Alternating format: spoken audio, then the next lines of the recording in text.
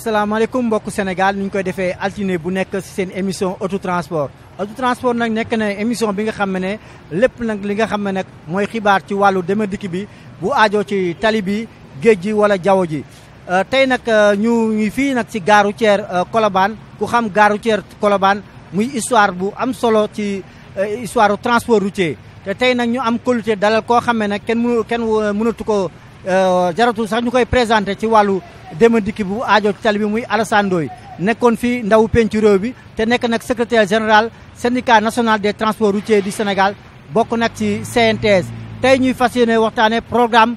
changement parc automobile bi lu si urus yëpp te li ñuy jaaroon tamit ci mbirum Covid 19 loolu yëpp nguur gi fas yéene ko dogal moo tax tey nañu dalal ko moom nga xam ne xam-xam màcc na ci wàllu dem dikk galaa nag ñuy dugg nag ci waxtaan bi ñu mayeen ak Alassane Ndoye mu nuyoo ak téléspectateurs yi. waaye jërëjëf Semedo maa ngi lay nuyu bu baax di nuyu suñu mbokki transporteurs yi nga xam ne ñoom ñoo fi toog ak chauffeur yi li nga ma laaj nag sawar naa sew waaye maa ngi nuyu ñi fi teew ñëpp di nuyu transporteurs yi Sénégal yëpp ak chauffeur yi di nuyu auditeurs yi nga xam te ni bii ñu ngi di déglu ci Walfadjri maa ngi leen di gërëm di leen sant asalaamaaleykum wa rahmatullah. Alassane Ndoye ku xam ne nag xamul nag mbirum nag gare routière Colobane tey fi ñu nekk nii ku xamul gare routière Colobane est-ce que mën nga ñëwaat tuuti ci cosaanu gare routière Colobane gannaaw bi nga xam ne nag maa ngi nuyu chauffeur yi ak ñëpp ñi nga xam ne ay responsable lañ ci gare routière bi ñëw fii pour teew waxtaan bi jaarale ko tamit ci seen président mooy Abdou Karim Seck. waaw Semedo fii nga ma fekk tey di ma laaj cosaanu gare routière Colobane am na tuuti lu ma si mën a wax. ci li ma fekkee parce que 1970 man laa fekk gare routière Colobane bii xam nga jamono soppeeku na ndax booba fii ñu toog nii ndox la woon ndox dex la woon dex xaw ma nag xam nga barax wala déet. waaw jamono waxi naan lañ voilà mu ngoog booba fii barax la. ñoom lañ toxal yóbbu leen géejawaay. waaw kon loolu defe naa ni am na ay fan wala ay at laa fi nekkoon nag fi laa jànge oto fi laa breveté itam. fi laa dawale kon soo ma laajee Colobane mën naa si wax muy gaar boo xamante ni bii saa yu ma musaan dem ba dawalatuma mooy doon sama waxtaanukaay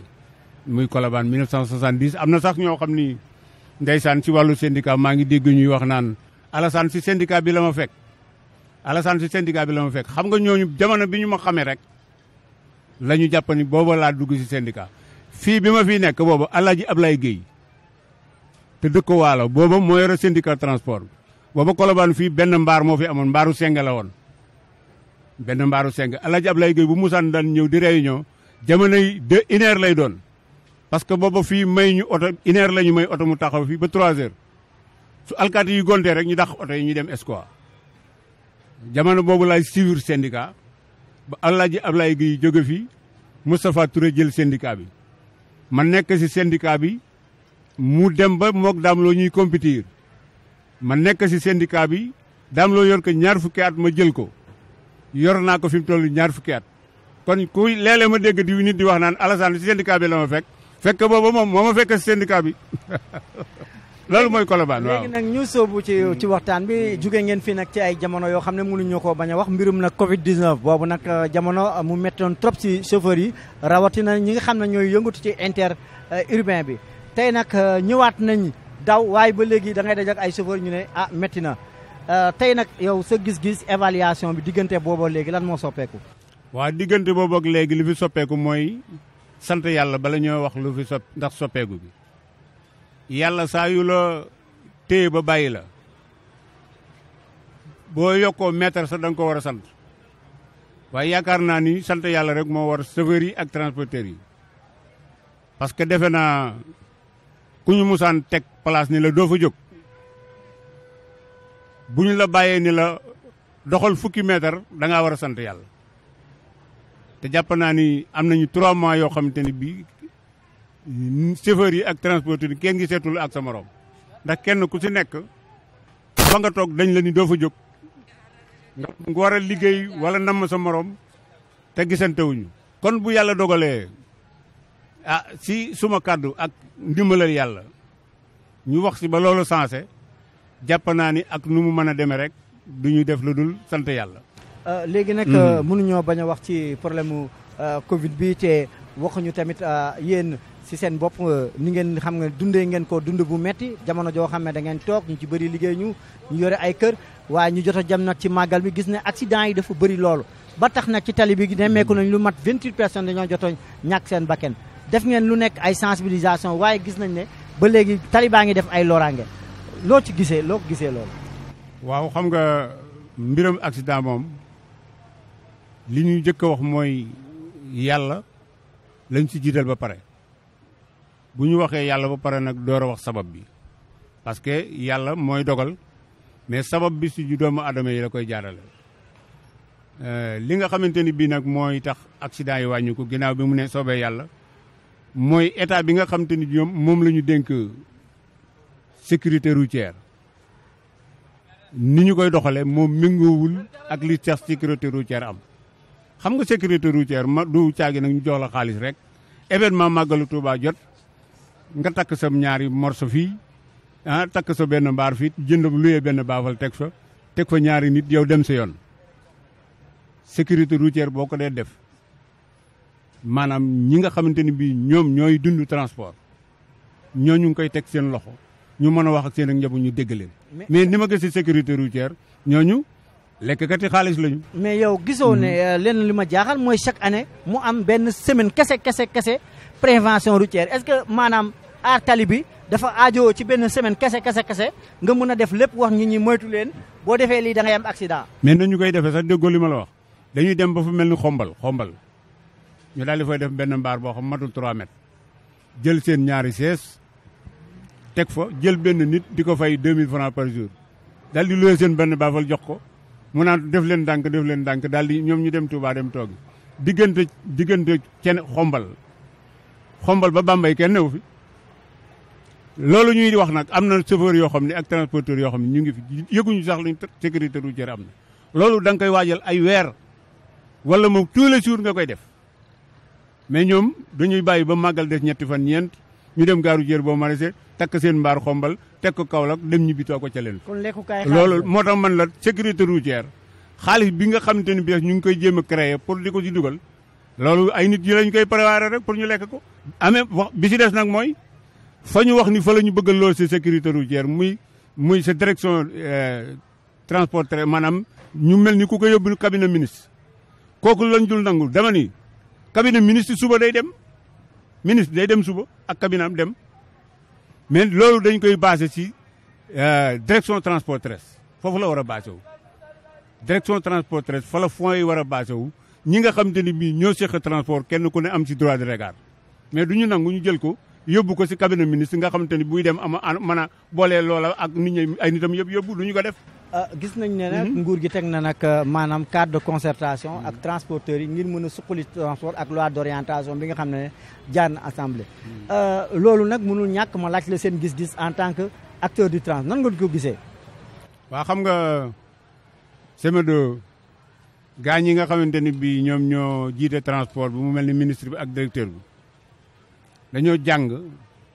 ba ni ñoom ñoo ñu ëpp xam-xam ci transport loolu la ñu njort nag. fekk na ñun jàpp nañ ni mën nañ leen a jàngal ci transport. Semedo oui. toog ministre toog na directeur toog ma xamal ko ni que yéen mën naa leen a jàngal transport parce que maa leen mag te man dama pratiquer man ah. yaa ngi dégg de yéen nag da ngeen a yaakaar ni yéen bu ngeen toogee yow fi mu toll nii moo ne ma ni ko boo gisee accident yi sax maa ngi ko doon wax si loi d'orientation boobu keroog bi ñu ko defee assemblée même jour la am loi bi. 4 jours lañu ci teg ministre bu woomo woote nañ ñu méridien barke démb def seen i atelier ba pare loi d'orientation de transport boobu ñu def du dem parce que nañu ko bëgg a defee defewuñ ko lu dul nasaxal kalaasu Alassane Ndoye gi. lu tax nga wax loolu. lu tax ma wax ko dañu ni xam nga ministre moo ko wax moo ne Alassane Ndoye moo ko waxoon xuloo bu jàlloo sa jaratul nettali waaye sa loola lañu jëlee ba indi élection représentativité bi ñu bëgg a def. élection représentativité bi. ci transport si la ñuy jëlee conseil nu mu tuddati conseil national si élection représentativité lañ ko bëgg a jëlee bi mu waxee moom ni ñoom ñooy ut seen i délégué dama ko ni déedéet délégué mu ngi jóge si élection représentativité bu ñu defee élection ba pare si représentativité yi si la délégué yi génn mais ñoom bu ñu tànnalee seen i délégué léegi ni ñii ñooy suñuy délégué te ñooñu ñu tànn di seen i nit bés bu ñu bëggee def transport seen délégué yooyu la ñuy woo ñu leen déedéet comme syndicat yi ku nekk dañu mën la nañu def élection représentativité bu ñu paree nag délégué yooyu ci la ñu jëlee conseil national mais léegi orientation boobu ñu wax noonu du transport foofu la ñu bëgg a sukkandiku waaye bi ñu demee ba si biir ñemewuñu parce que loolu lépp pour na saxal Alassane Ndoye la. déet waay. waaw xam naa loolu. parce que ñoom yaakaaroon nañu yaakaar ne la ñuy taxawalee délégué yi. mais ministre bi nee na Alassane Ndoye amul doole de. waaw mais aw ma doole moom am na mbërëm. nee na day def organiser élection kan mooy mbërëm non du ma ko wax mais am na mbër. ñëpp xam nañ ne mbër xam nga mbërëm man xam naa mbërëm. mais fii nag mooy auto transport lépp fii la war a leer mooy waa xam nga fi mu toll nii boo dee promoteur am dootoo nangoo am sa mbër waaye di nga boole ñaari mbër ba pare yow ñaari mbër yooyu nga boole nga am si mbër léegi moom am na mbër xam naa ne am na mbër nangu ko wax te man xam naa ne am na mbër léegi man aw ma doole mënuma bëri aw ma sëriñ te mbër mi mu am mën naa bëri am na doole am na sëriñ mais nañu boole géew bi lu mu si ragal. pare nga kon man pare naa. waaw moom moo ma wax barke démb moom ministre mu ni semaine laa may directeur nag ma organiser élection yi semaine. waa léegi boobu ak léegi ñaari weer lu tax organiser wu ko. mais bëggoon nga fi def congrès bi jub ay coow booba léegi lan moo si jur affaire bi. waaw congrès bi jur ay coow yëpp ba léegi mooy li ma la wax mooy ni du yow te fekk yàlla nee na moom la. parce que li tax moom maanaam nanguwuñ maa bàyyi mu organiser congrès bi bu boobaa danañu xam ni li ñu waxoon ci Alassane Ndoye nekkul te bëgguñu see yegg. mais député bi Pape Samba Niango bi nga bokkal te mu nekk président garage Karang newoon na yow amoo dara ak loolu mbir bi nag. mooy ki nekk Karang wala. waaw Pape Niango ngay wax waaw Pape Niango. waaw Pape Niango de yaa ko tudde ma tudde ko moom nee na du ma dara moom mooy dara waaye lu mu doon ba doon dara maak jëkk a doon. yaa ngi dégg de lu mu doon ba doon dara màkk jëkk doon kon su nee du ma dara te danoo war a bëre na moom du mbër sax moom du woon mbër mu war a bëre waaye maa ko nangul ak mbërëm parce que syndicat bi ku ma siy compétirel day fekk nga bokk si syndicat bi. mais man nanguloon naa ko pour ñu bëre mais mbër nag bu ne boo ko nee maa la man mun la maa la man nga ni kaay nu bëre Ndakaaru mu ni nan dem Kaarang ba ma dëkk. amul carte syndicat na man musuma koo gis. musuma présenté carte syndicat Modou Guiro mi nga xam ne moo nu war a organiser nanguwu ko laaj carte syndicat am ndax bokk na si syndicat bi muy ko jox wala déet moo tax ma ni gars yi dañoo for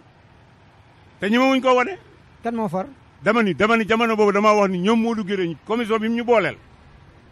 pour ñu war ñoo atte maag Pam Ndiangu dañoo for. mais yow si élection de représentativité duñ ci génn jotoon nga wax ci ay jamono ba ñuy organiser centrale syndicale yi. nga daal di mer nga ne daal.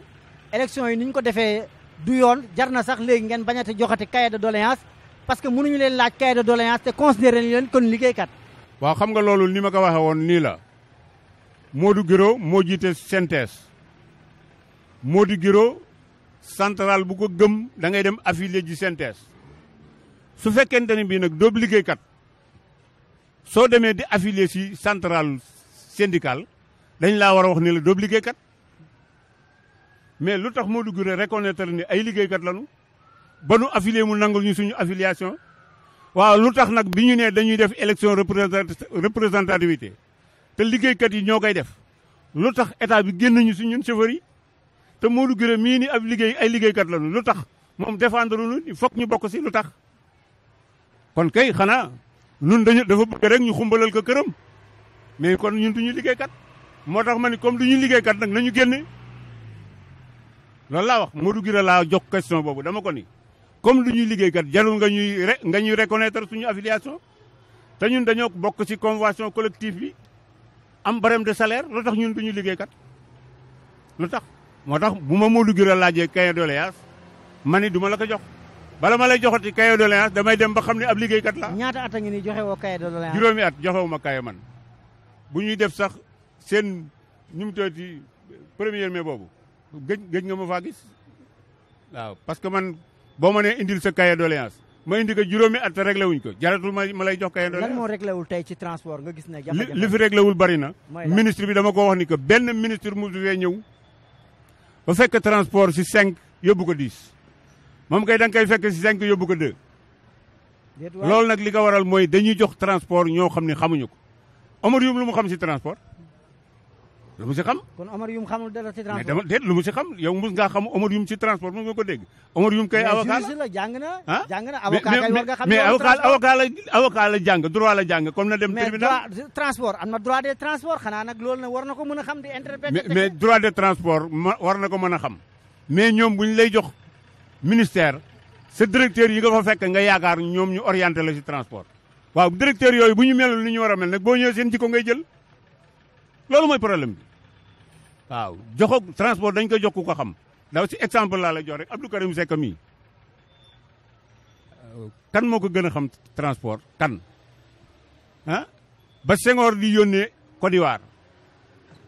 si ñoo xam ne dañoo seen xam-xam dafa màcc si transport Abdou Karim Seck mii bokk na si ñu demoon ñoom ministre yooyu ku si bindee ba pare boo joxee Abdou Karim Seck mu corrigé la. si loi d'orientation boobu sax. waay des si nguur gi décidé na dina créer conseil national des transports terrestres yow lan nga gisee loolu. waaw conseil national bi duñu ko bañ ci fekkee ni maanaam taxawal nañ ko ni nga xamante ni bii ni la war a jaare duñu ko bañ loolu moom laa la waxoon ci départ. lan ngeen bëgg yéen boo xamee xanaa tali bi kese lay jël en compte loo xam ne routier kese. non terrestre sax ñoom la ñuy wax terrestre kay mooy. mooy yëpp. li ëmb ci suuf mooy. lépp maanaam waaw. léegi nag loolu balay mën a am. dafa waroon fekk maanaam transport terrestre ak transport routier ñoom ñu def benn fédération ñoom ba nekk benn ñu door a def conseil bi wala su fekkente ne dañoo dem ba bëgg a taxawal conseil bi na aérien wate ñu def seen représentatif ba ñu xam kan moo représenté wu. transport terrestre ñu def seen représentatif ba ñu xam ni kan moo représenté wu ñooñu nga xam ne ñoo génn nekk ñu représenté wu ñu boole leen def leen ci conseil bi. mais ñoom bëgguñu loolu xam nga ñoom lu ñu bëgg tànn gaaru jeer barab sàngam nga xam ne seen nit a fa ne tànn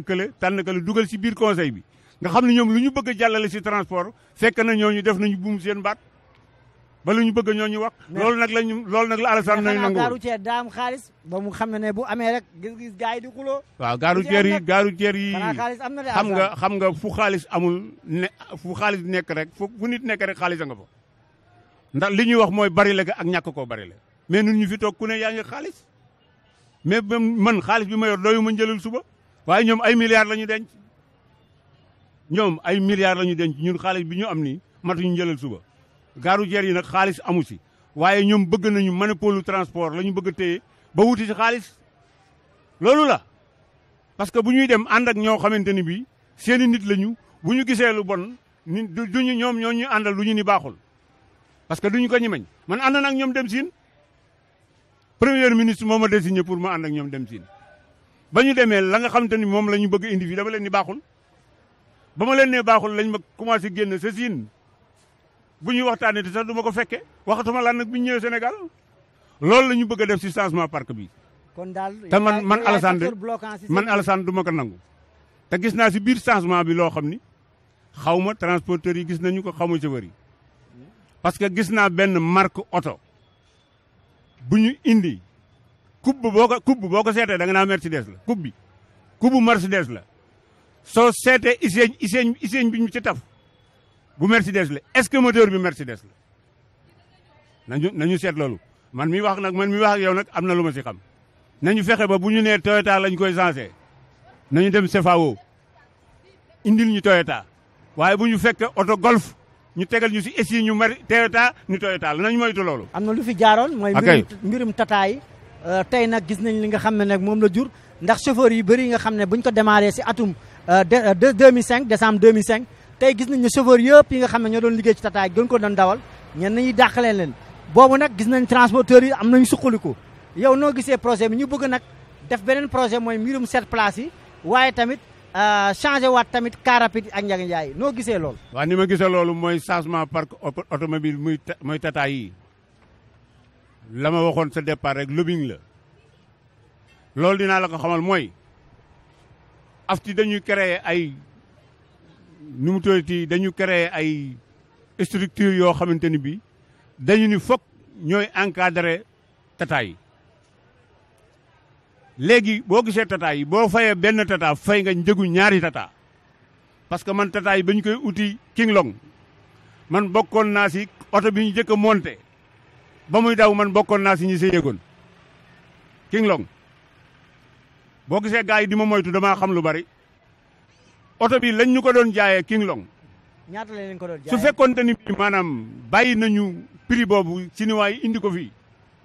jaarul si ay loxo yu bëree bëri oto bi du jafee fay mais oto boo si fay ñu ngi nii oto boo si fay nga ñaari oto parce que oto boo xamante ni bii mënoon nga am lu mooy 40 millions buñ la ko bëggee jox ay 80 millions ndax sëy yi muy jaar ay sociétés yi lay gérer naan ay tata ñooy gérer ligne yeeg nang loolu lépp lekkukaayu xaalis la teg benn garage boo xam ni nu mu tuddati soo paanee service après-vente yi ñoom rek ñoo ko fi am ñoom rek ñoo ko mën a dépanner. kon jàpp nga ne yow léegi yooyu am na si tata yoo xam ne dañu ni génn nañu si kii boobu ñoom ñooy dépanner seen bopp parce que dépannage boo xam te ni bii yow buñ la ko facturé mën naa jënd oto ñu bàyyi la ngay dépanner ji feneen léegi nag changement parc bi nag du changement parc de loolu nit ñi la ñuy changé mais changé wuñu parc bi. déet waay changement lan la kon. ah changement lan. changement personne la nit ñi si boppam la changé parce que ñun xamante nañu démb xamante na nit ñi ni ñu meloon démb ak ni ñu mel tey. kon su ma bëggee dégg sa kàddu mooy galaa ñuy def changement kon parc war nañ daal def enquête audité li nga xam ne premier changement parc bi nan la tëddee xaalis bi ak circuit bi. déedéet du xaalis bi sax mën nga ko bañ a contrôler parce que seen xaalis la waaye sa waay bu ñu la joxee fukk ni la séddale ko fukki nit loolu séddale bi war naa gaaw ku ne am benn mais jox la fukki oto ni la séddale ko fukki nit nga jël juróom yi séddale juróom yi. kon séddoo bukkee am. waaw séddoo bukkee moo fi bi bukk bi njur bi jëkkante la teg naa saa loxo moo fi ne. moo tax oto yi nekk fii ni gàññi gàññaaral oto yi ñuy changé ñu nga sa mbalit ma da ngay fekk oto bu gaare ñaar fukki at oto bi daw si tali bi ñu jëm jëli oto boobu gaare ñaar fukki at tappal ko changé ko bàyyi oto bi daw nan la parc bi widde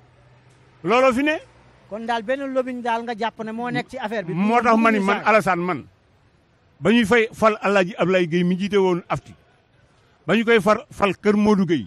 man bokkoon naa seen ña xam ne ñoo ko doon fal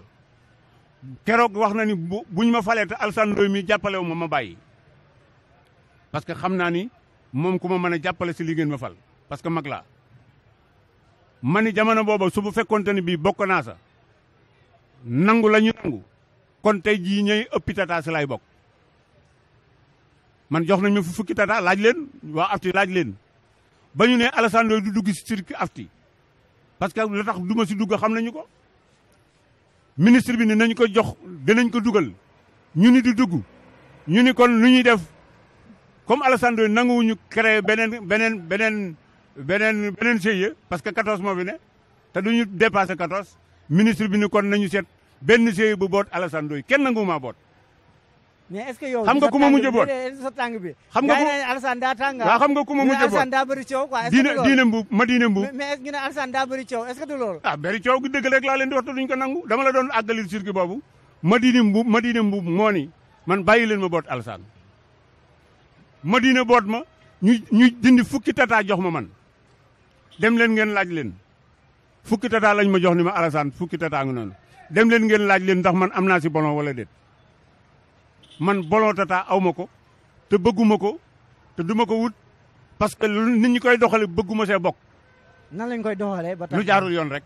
si naka. joxe bi jox la ni la séddaleel nit ñi nga jël juróom joxe juróom. looloo fi ne. kon daal séddoo bukki la daal. voilà man ngeen koy loolu wax naa la ko waxati ko moo fi ne. te gars yi ñi ma wax loolu te man loolu dama koy wax parce que loolu am. moo tax ma ni leen na ngeen moytu gis nga lu xajul si benn biir boo ko si defee day toj. kon yow nan lañ war a doxalee projet bi parce que projet bi nee nga bee am na ay rëq-rëq lan lañ war a mën a def kon bii ñu bañ a am li amoon mu am. mooy ren rek ñu jox ko ñu jub ñu jox ko ñu jub ñu màndu ñu gëm yàlla ñu doylu léegi nag te ñu bañ koo jox juróomi nit yi leen neex parce que nag nan waxante la fi am man si yàgg naa seen biir ñoom ñi nga xamante ni bii ñoom ñooy état bi am na si ñoo xamante ni bii amoon nañ si détail parce que dañu état bi ci biir état bi ñu am tata. waay loolu non nag président de la république wala premier ministre Mohamed Boun Abdallah Dionne bu fekkee ne yaa ngi seetaan ci tout transport loolu nag jar naa ubbi enquête. waaw su xam nga fekkee ne ñi nekk ci nguur gi dañoo am ci tata yi. loolu moom c'est très grave. xam nga fi mu ne ni ñu si amee boo ubboon enquête doo ko gis xam nga nu ñu koy defee. waaw. man su ma jëloon oto tey def ko si turu Alassane Ndoye oto bi bu jaaroo fii nga xam ne oto bi Alassane Ndoye ko moom mais jël sa jarbaat def si turam jël la nga jël sa mbokk boo xam te ni bii Ndakaaru kenn xamu ko si def si turam. te nekkul chauffeur te nekkul dara nekkul chauffeur am na 95% yi si am oto yi du ñëwoon ay transporteur du ñëwoon i chauffeur ñun ñëpp xam nañu ko ñoom xam nañu ko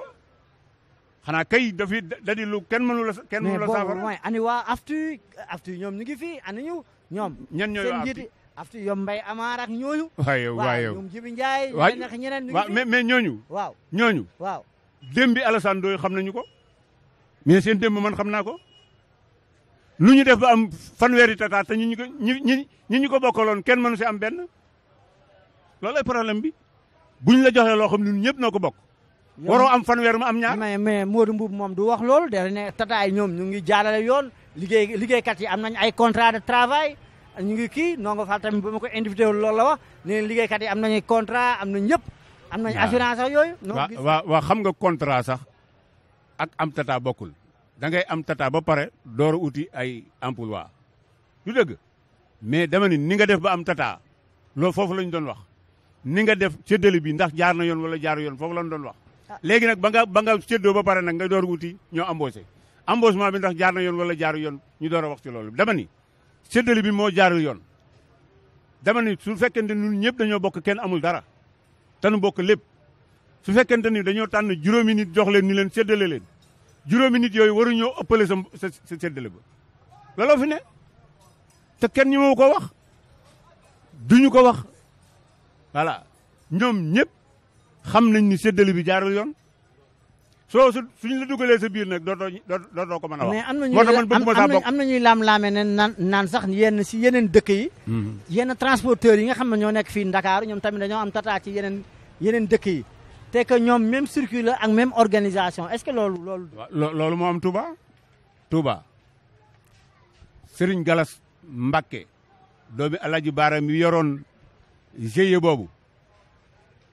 boobu man maa la koy wax man Semedo man Alassane Ndoye la woon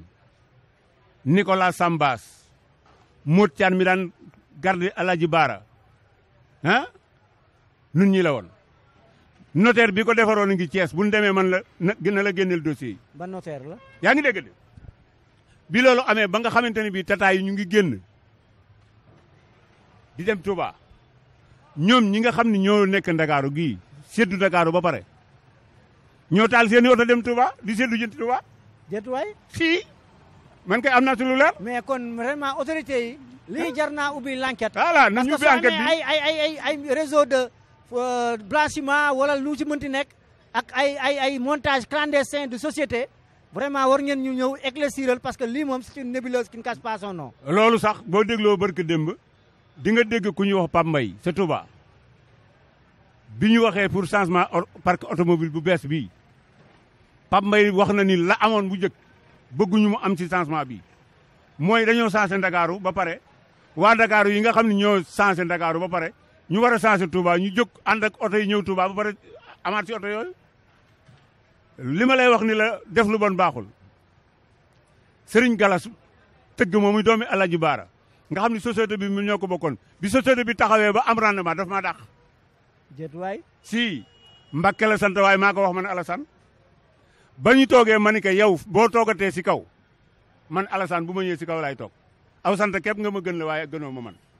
maa ko wax waaye nag ma ni ko yàlla danañu atte yàlla atte nañu maa ko gën a demin fi mu ne loolu man Alassane maa ko wax te waxoon naa ko jumat juróom-ñetti at ni ko fokk yàlla atte ñu waaw yàlla atte nañu oto yooyu fi mu toll yilifatu si benn oto yooyu UC jël na ko nangu na ko ba jaayaat ko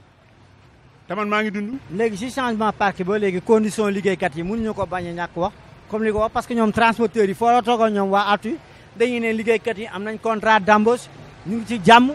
assurance am maanaam am nañ couverture maladie am nañ yëpp waaye nag boo tax sax chauffeur yi ñoom ñu ngi woon seen jàmbaat yow syndicat noo gisee seen condition. waaw xam nga man barke démb rek am na si benn transporteur bu dàq chauffeur am si la ma ko dàqe mooy da ngay ñëw nga signé contrat bi chauffeur bi ni ko joxuma ko man manuma jàng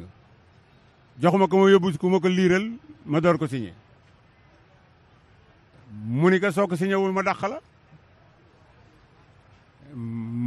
ci loolu la ko dàqe ma ni ko indil ma dossier yi man loolu dinaa ko càmbar.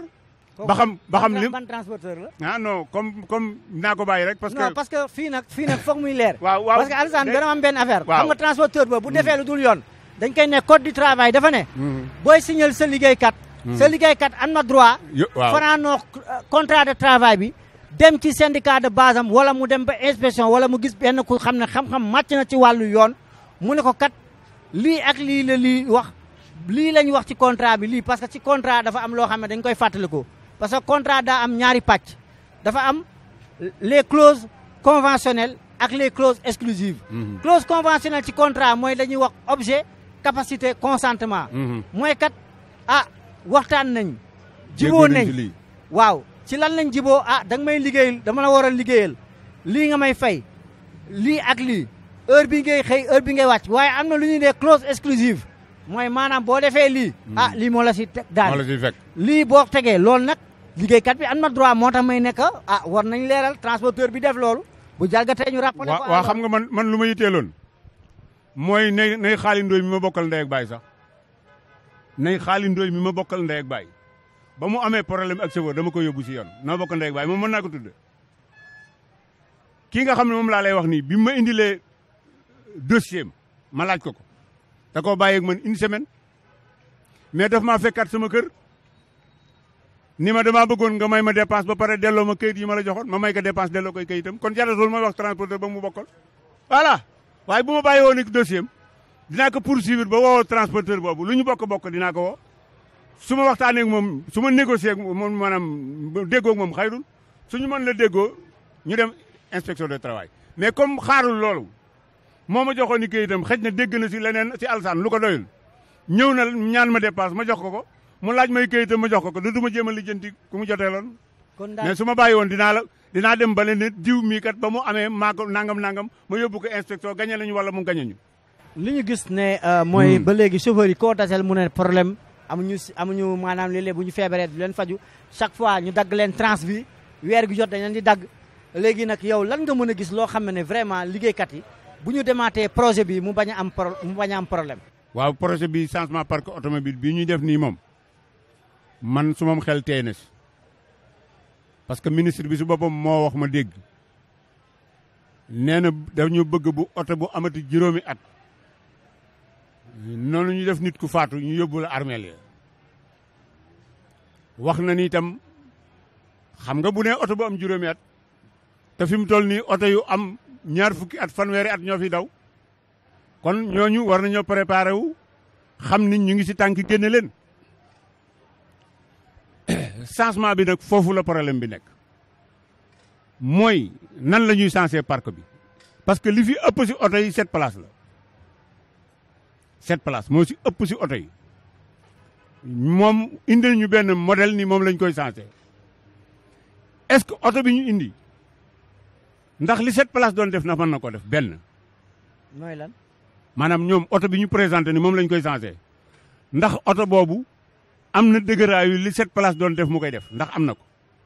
est-ce que ñi moom 7 places yi ndax ñu ngi contrôlé loolu wala déet xam nga nit ku yor oto bu màgget wala musuloo am oto. bu ñu la nee dañ lay indil oto bu bees rek da ngay gëlëm dootoo xam sa li ñu la indil baax na wala baaxul da nga naan oto bu bees la rek mais am na oto yu bees yoo xam ni oto bu màgget bi ñu yor moo ko gën bi ci des mooy changement parc automobile bi ñu wax nii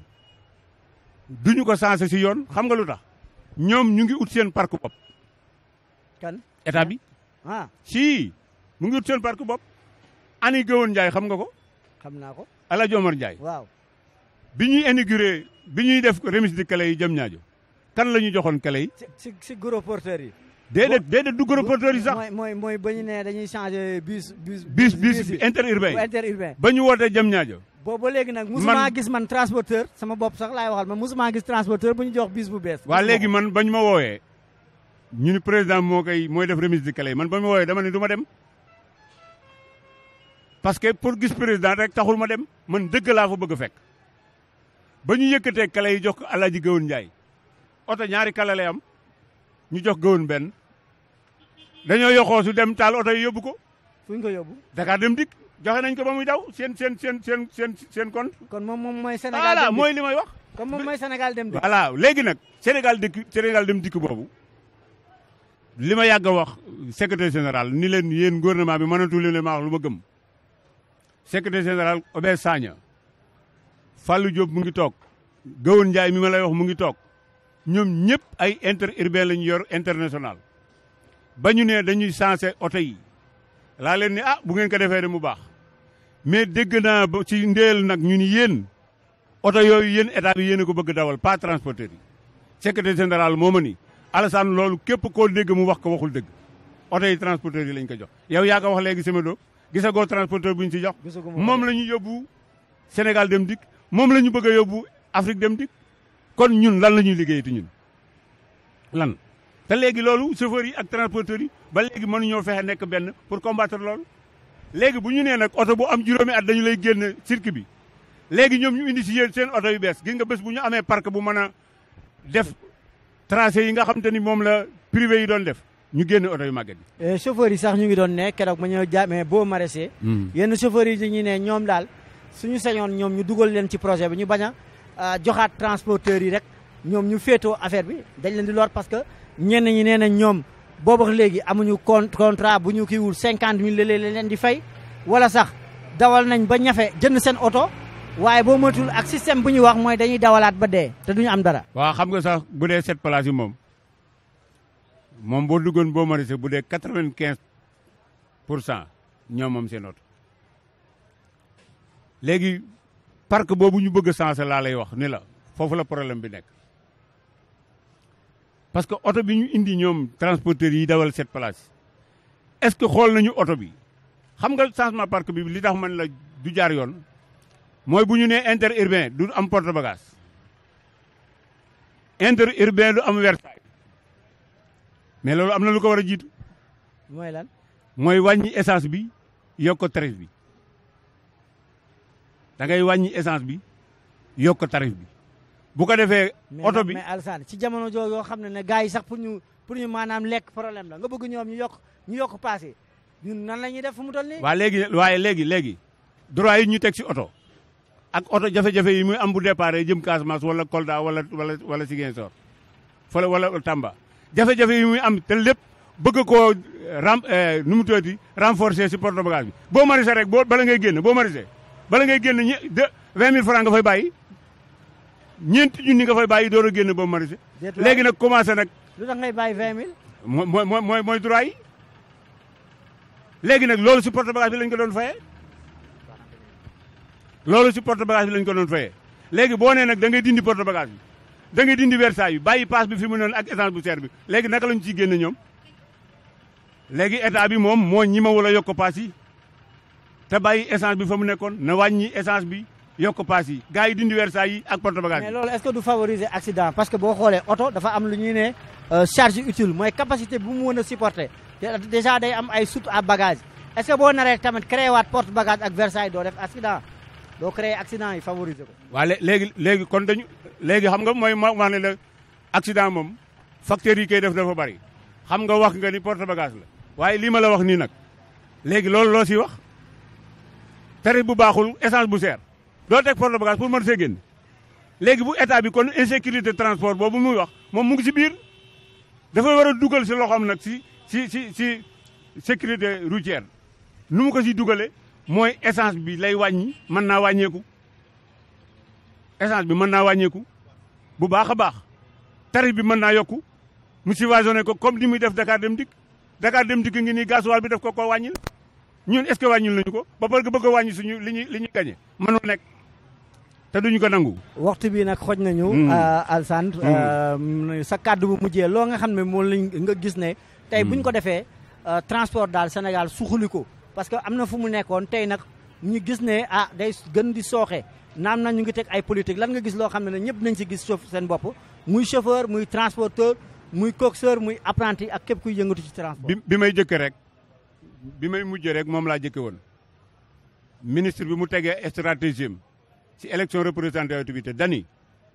ab chauffeur muy ñun mu ne ñun waruñoo mën a jiite ay transporteur day organiser transporteurs yi organiser chauffeurs yi mu mel ni tey bu chauffeurs yi doon def élection représentativité ab transporteur du si bokk xam nga ñu ngi ñuy xàjjale te mënuñoo xàjjaloo man ni ko kon kay nit ki ngay xar si digg bi mu dem wata ji si transporteur yi bu paree benn moitié bi dem wata ji sa chauffeur yi parce que nit ku yor permis di dawal noo koy génnee si chauffeur yaa ngi ak sa permis di dawal ku la mën ne la dóob chauffeur waaw sa oto bi ngay dawal bu ñu yëkkatee carte grise bi sa tur nekk si kan moo la mën a wax ni dóob transporteur ñooñu mu bëgg leen a xàjjale nu mu leen di xàjjale loolu mooy xam nga lan mooy néewal doole syndicat yi tasaare transport bi ba kenn du gëm sa morom am fukki borom kër ak juróom bu ñëwee jaar seen biir jàll loolu rek lay créé te ñun xam nañu ko li may dénk transporteur ak chauffeur yi la ma waxoon ni ñun nañu encadré oto bi su oto bi amee dara chauffeur bi am dara borom oto bi am dara kon loolu li ñu koy may ñun transporteur ak chauffeur yi ñu ànd nekk benn loolu laay mujj nañu ànd nekk benn te bu ñu nangu état bi xàjjale ñu. téléspectateurs yi nag waxtu bi xoj nañu yéen ngi woon seen émission autotransport nag nekk nag émission boo xam ne lépp li nga xam ne nag mooy nag xibaar ci wàllu démédique bi mu ci tali bi jaww ji wala géej gi tey nag ñu ngi woon fii si gare routière Colobane ko xam gare routière Colobane nekk na cosaan ci wàllu transport tey nag ñu doon waxtaanee mbir bu am solo mooy changement parc automobile mu daloon si kii di Alassane Ndoye nekk secrétaire général syndicat national des travailleurs de transport routier du Sénégal bokk nag si CNTS li ñu leen gërëm di leen sant képp ki nga xam ne nag ñooy nekk ci wàllu démédique bi ñu ngi leen di wax nag prudence toujours sur les routes parce que tamit am na yeneen événement yu war a ñëw ñuy daw ndànk ngir mën a maanaam ñu defar transport parce que transport comme ni ñu wax rek bu jikko yi defaroo xol yi tamit yaatu mun nañ defar transport ñi nekk nag ci garage bi te ñëwoon nag doon dimbale Alassane ñoom ñëpp ci représentant garage bi tamit ñu ngi leen di wax tamit ñu ngi leen gërëm di leen sant si seen teewaay di leen dox di daje altine bi di ñëw si beneen numéro bu autotransport wasalaam